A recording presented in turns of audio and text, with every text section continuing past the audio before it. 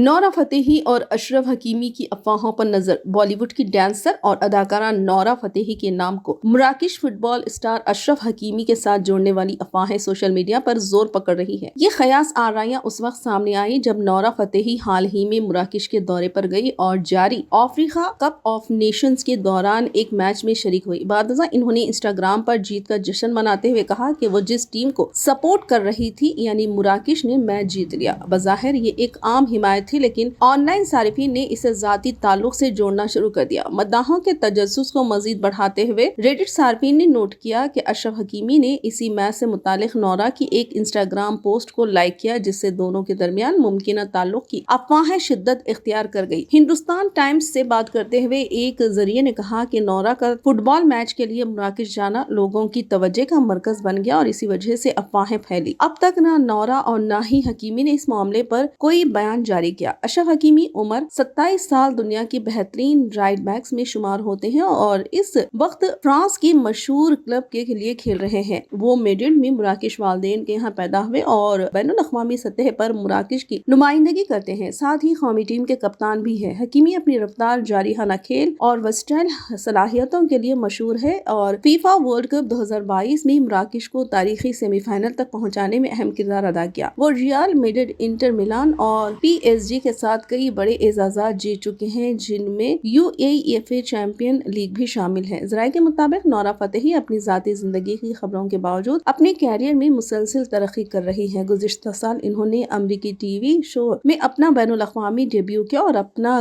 گانا جیمیکن گلوکارہ کے ساتھ پیش کیا۔ حال ہی میں انہوں نے عالمی موسیقی کے ستاروں کے ساتھ ممکنہ اشتراک کا اشارہ دیا اور وہ جلد ہی اپنی آنے والی فلم ہارر فلم میں بھی نظر آئیں گی۔